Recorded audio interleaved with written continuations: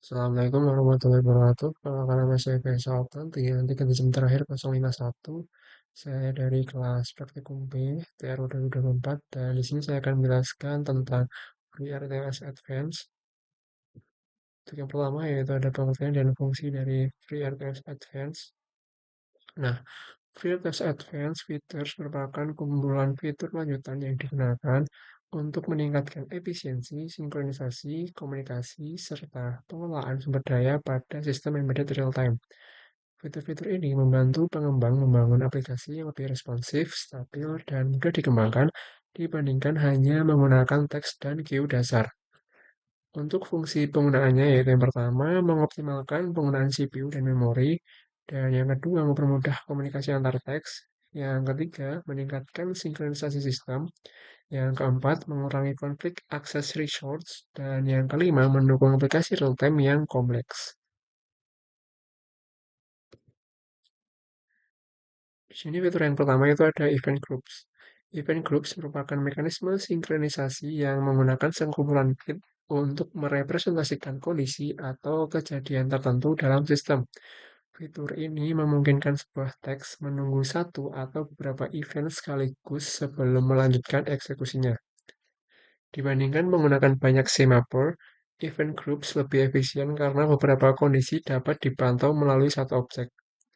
Nah, kegunaan utama dari event groups yaitu sinkronisasi beberapa teks secara bersamaan, yang kedua menunggu beberapa event dalam satu waktu, dan yang ketiga mengurangi penggunaan semaphore yang berlebihan. Kemudian untuk fitur selanjutnya itu ada software timers. Software timer adalah timer yang dikelola oleh kernel FreeRTOS tanpa memerlukan hardware timer tambahan. Nah, timer ini digunakan untuk menjalankan fungsi tertentu setelah waktu tertentu atau secara periodik. Nah, jenis software timer ini ada dua. Yang pertama itu ada one shot timer, yaitu hanya berjalan satu kali. Dan yang kedua itu auto reload timer, yaitu timer yang berjalan berulang secara periodik. Untuk kegunaan utama dari software timer yaitu yang pertama pembacaan sensor secara berkala, yang kedua pengiriman data secara periodik, dan yang ketiga pengaturan timeout pada sistem.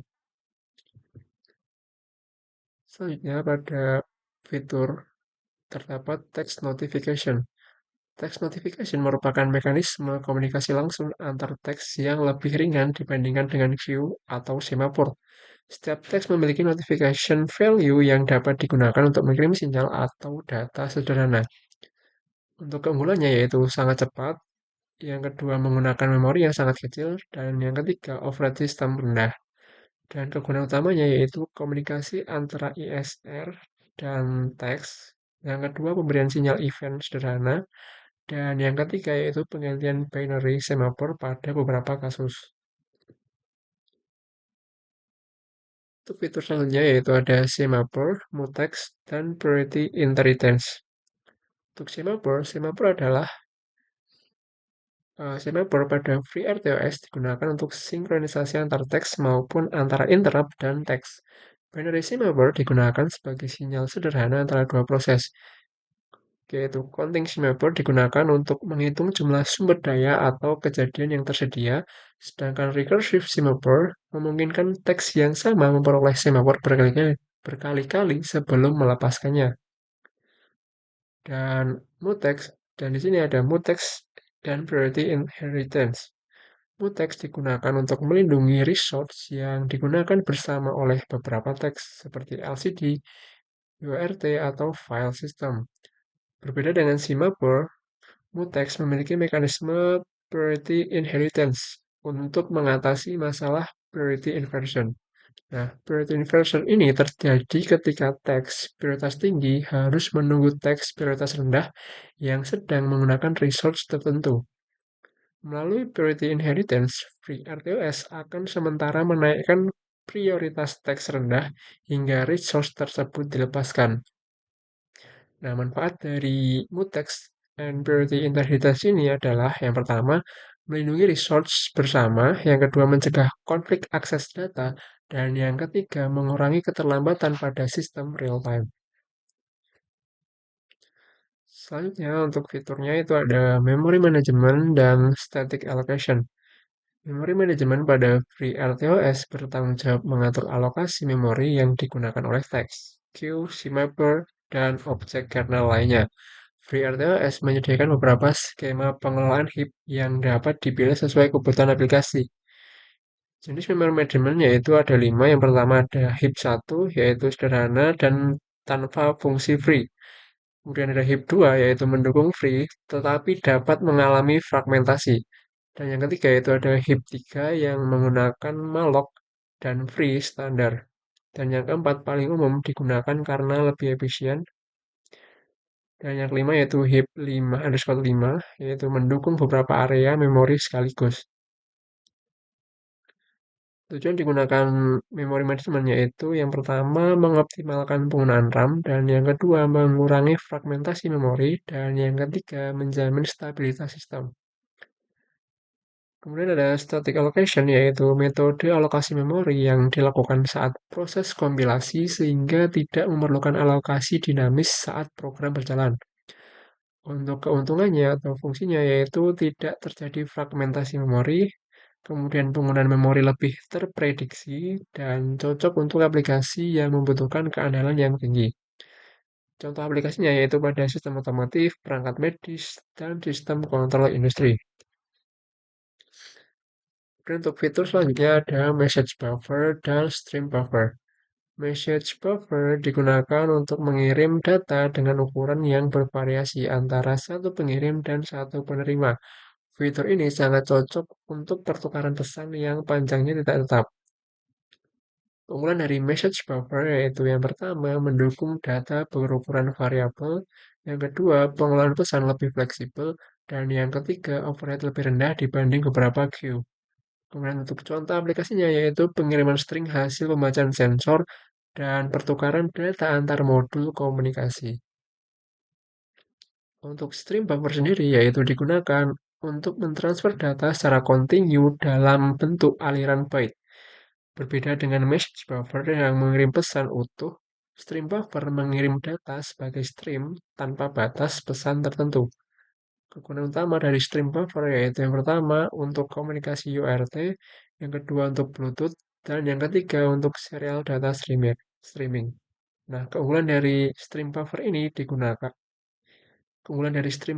yaitu yang pertama efisien untuk data kontinu, dan yang kedua cocok untuk transfer data berkecepatan tinggi. Kemudian untuk fitur selanjutnya itu ada critical section dan text suspension. Critical section adalah bagian kode yang harus dijalankan tanpa gangguan dari teks atau interrupt lain. Nah, fitur ini digunakan untuk melindungi data penting agar tidak terjadi race condition. Durasi dari critical section harus sesingkat mungkin agar sistem tetap responsif. Nah, kekuatan dari critical section yaitu yang pertama melindungi variabel data bersama, yang kedua menjamin konsistensi data, dan yang ketiga mencegah akses bersamaan terhadap resource kritis. Kemudian ada text suspension yang memungkinkan suatu teks dihentikan sementara dan dijalankan kembali saat diperlukan. Mekanisme ini berguna untuk menghemat sumber daya sistem ketika teks tidak diperlukan. Fungsi dari text suspension yaitu yang pertama mengontrol eksekusi teks, yang kedua mengurangi penggunaan CPU, dan yang ketiga mengaktifkan teks hanya saat dibutuhkan. Dan fungsi yang terakhir atau fitur yang terakhir itu ada queue shots. Queue shots memungkinkan sebuah teks menunggu beberapa queue atau CMapper sekaligus. Dengan fitur ini, satu teks dapat merespon berbagai sumber data tanpa harus membuat banyak teks tambahan. Nah, manfaatnya atau fungsinya yaitu mengurangi kompleksitas program, menghemat penggunaan CPU, dan mempermudah pengelolaan banyak event. Oke, di sini saya akan menjelaskan program USB32 yang berfungsi sebagai master untuk membaca beberapa sensor dan kemudian dikirimkan ke STM32. Nah, di sini yang pertama itu ada library dari Arduino.h dan DHT.h yang digunakan untuk fungsi dasar Arduino dan juga untuk membaca sensor dari DHT, yaitu DHT22. Selanjutnya di sini ada pendefinisian dari pin-nya, yakni potentiometer itu di pin 34, kemudian ada sensor MC di pin 35, dan kemudian ada sensor DHT itu di pin 4. Dan di sini ada pendefinisian dari tipe dari DHT-nya yaitu DHT22. Kemudian untuk SPI-nya yaitu di sini ada SPI SCK itu di pin 18, kemudian SPI MOS itu di pin 23, kemudian ada SPI chip select atau CS itu ada di pin 5. Kemudian di sini ada variabel-variabelnya. Nah, variabel-variabel ini digunakan untuk menyimpan hasil pembacaan sensor. Kemudian, kenapa di sini digunakan volatile? Karena data dapat diakses oleh beberapa teks FreeRTOS secara bersamaan. Dan kemudian ini digunakan data multitext yang berfungsi sebagai pengaman agar tidak terjadi konflik saat beberapa teks mengakses data yang sama. Kemudian di sini ada fungsi checksum, ada UNT hitung checksum. Nah, fungsi ini digunakan untuk membuat checksum. Nah, checksum sendiri berfungsi sebagai pemeriksa apakah data yang diterima STM32 masih utuh atau mengalami kesalahan selama transmisi. Nah, metode yang digunakan dalam checksum ini adalah operasi XOR terhadap seluruh byte data. Kemudian di sini ada program dari software SPI SendByte atau pengiriman byte data. Nah, yang pertama di sini ada Void Soft SPI Transfer Byte. Nah, fungsi ini digunakan untuk mengirim satu byte data melalui software SPI. Nah, data dikirim satu persatu mulai dari bit yang paling kiri hingga bit paling kanan. Nah, pin MOSI digunakan untuk mengirim nilai data bit, sedangkan pin clock di sini digunakan sebagai penanda kapan data harus dibaca oleh STM32. Kemudian di sini yang kedua ada void kirim paket SPI. Nah, fungsi ini digunakan untuk mengirim seluruh paket data. Sebelum pengiriman dimulai, pin chip select ini dibuat low sebagai tanda komunikasi aktif. Nah, kemudian seluruh isi paket dikirim satu persatu menggunakan fungsi sebelumnya. Nah, setelah selesai, chip select dikembalikan high untuk mengakhiri komunikasi serial. Kemudian di sini ada teks pembacaan sensor. Di sini ada void teks baca sensor. Dan di sini juga ada pot sama dengan analog read dan MU sama dengan analog read pot pin MU pin. Nah, maksud dari program ini atau fungsi ini yaitu teks ini bertugas membaca seluruh sensor setiap 500 milidetik. Nah, ESP32 membaca nilai potensiometer, sensor MC, dan suhu dan kelembapan. Kemudian di sini ada UNT PWM. Nah, nilai ADC potensiometer tadi diubah menjadi nilai PWM dengan rentan yaitu 0 sampai 255. Nah, semakin besar nilai potensiometer, maka semakin besar pula nilai PWM yang dihasilkan. Selanjutnya ada program yaitu if x-nya protect sampai ini data mutex. Nah, bagian ini menggunakan mutex untuk memastikan hanya satu teks yang dapat mengakses data pada satu waktu. Nah, hal ini penting digunakan agar mencegah data rusak atau tertimpa oleh teks lain. Kemudian selanjutnya ada teks pengiriman SPI. Nah, di sini ada void teks kirim SPI. Teks ini bertugas mengambil data sensor yang sudah dibaca, kemudian menyusunnya menjadi paket komunikasi SPI. Kemudian di sini ada win paket 11. Ini sampai bawah.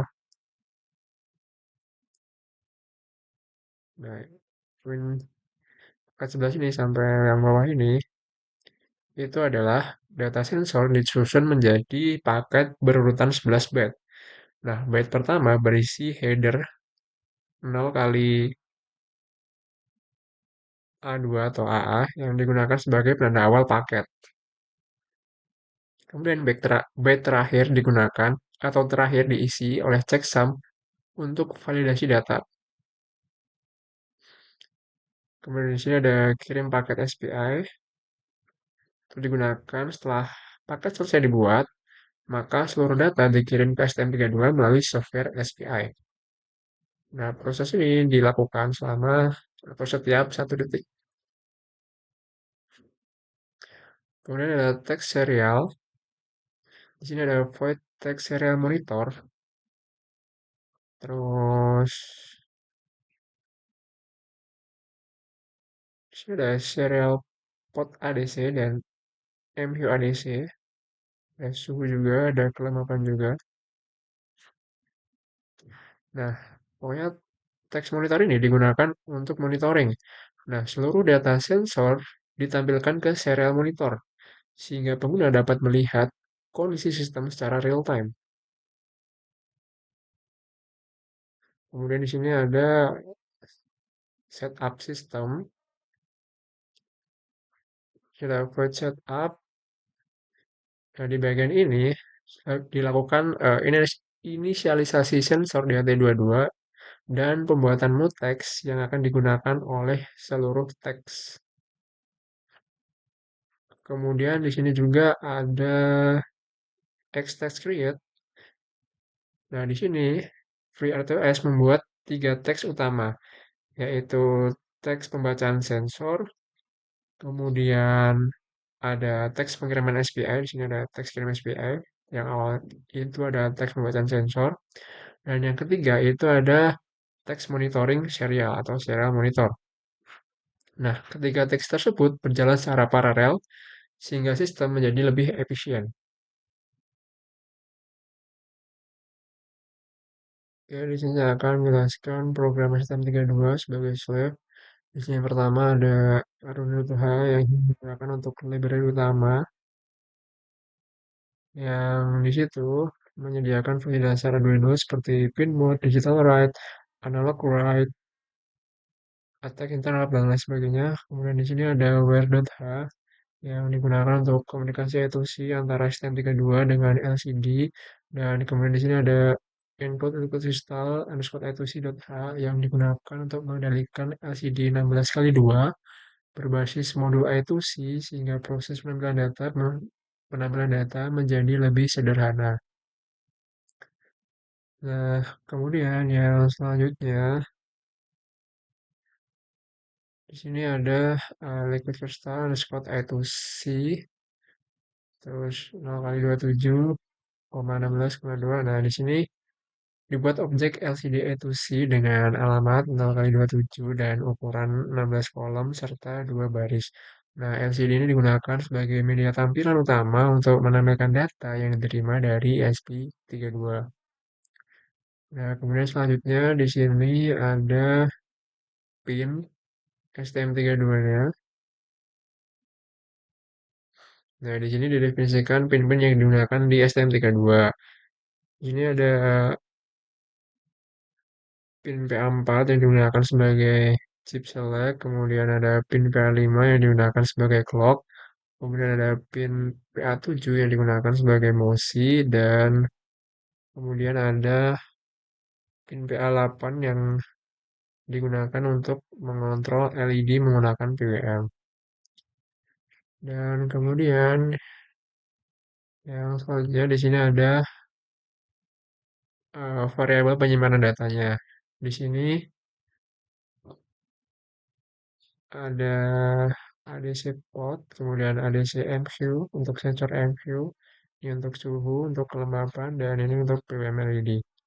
Nah, variabel-variabel ini digunakan untuk menyimpan data yang diterima dari ESP32.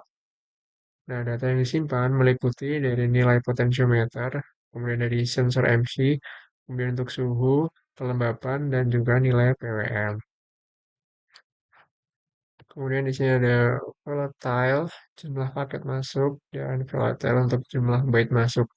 Nah, variabel ini digunakan sebagai penghitung statistik komunikasi. Nah, program akan mencatat berapa byte yang berhasil diterima dan berapa paket data yang valid berhasil diproses. Kemudian di sini ada buffer SPI, buffer penerima SPI. Nah, bagian ini berfungsi sebagai tempat penyimpanan sementara data SPI yang masuk.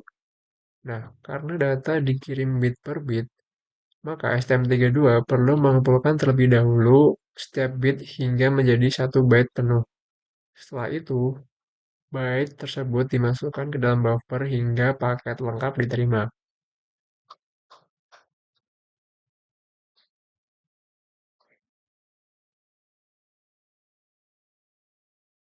Kemudian ada checksum.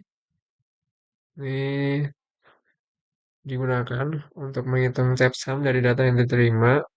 Kemudian metodenya sama kayak ESP32 tadi, yaitu menggunakan operasi XOR pada seluruh byte data.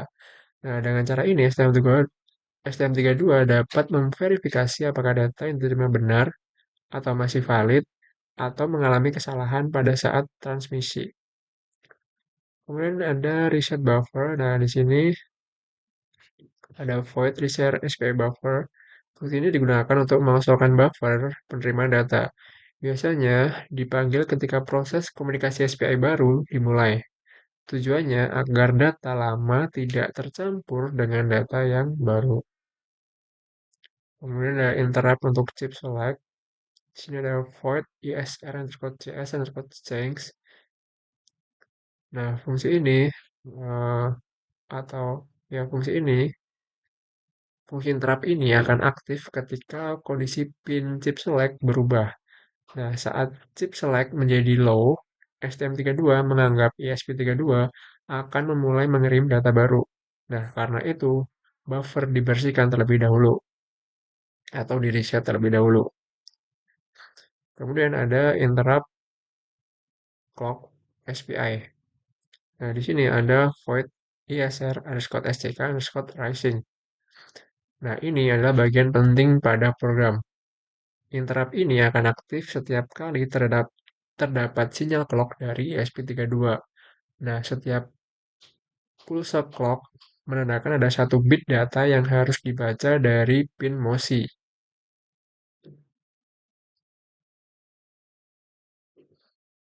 Nah, di sini ada UNT8 T bit data sama dengan digital write soft SPI MOSI. Sampai sampai yang ini, sampai current bit sama dengan 0 kali 01 ini. Nah, bagian ini membaca satu byte data dari MOSI. Kemudian byte tersebut dimasukkan ke dalam variabel current byte ini sampai terbentuk satu byte penuh. Kemudian ada if byte counter. Nah, di sini setelah terkumpul 8 byte, berarti satu byte data, setelah terkumpul 8 bit, berarti satu byte data sudah lengkap. Nah, byte tersebut kemudian disimpan ke dalam buffer penerimaan.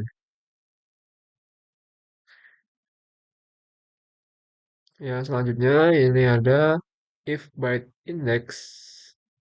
Nah, terus if data.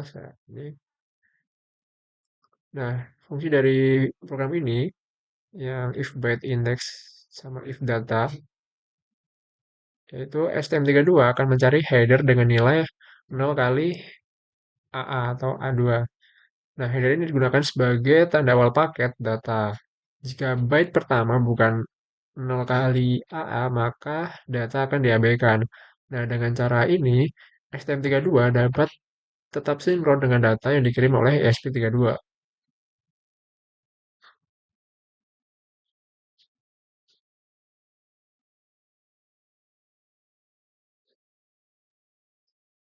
Kemudian ada uh, if byte index. Nah, ini digunakan untuk verifikasi checksum dan parsing data. Nah, ketika 11 byte data sudah diterima, maka STM32 mulai melakukan pemeriksaan checksum. Kemudian, eh, untuk yang ini, di bawahnya ada checksum diterima dan checksum hitung. Nah, checksum yang diterima dibandingkan dengan checksum hasil perhitungan ulang. Nah, jika nilainya sama, berarti data dianggap valid. Kemudian di sini ada if checksum diterima sama dengan checksum hitung. Di bawahnya ada data-data yang masuk atau data-data yang diterima. Nah, pada bagian ini, STM32 memecah isi paket menjadi data asli, yaitu nilai potensiometer, sensor MHz, kemudian suhu, kelembapan, dan PWM yang dipisahkan lalu disimpan ke variabel masing-masing. Ya, selanjutnya sini ada fungsi untuk atau program untuk update PWM LED. Di sini ada void update PWM. Nah, fungsi ini digunakan untuk mengatur tingkat kecerahan LED berdasarkan nilai PWM yang diterima dari SP32. Semakin besar nilai PWM, maka LED semakin terang juga. Kemudian ada update tampilan untuk LCD-nya, program untuk update tampilan LCD. Di sini ada void update LCD. Fungsi ini digunakan untuk memperbarui tampilan LCD setiap 1 detik. LCD menampilkan beberapa halaman informasi secara bergantian. Nah, untuk halaman 1 itu ada, sebentar.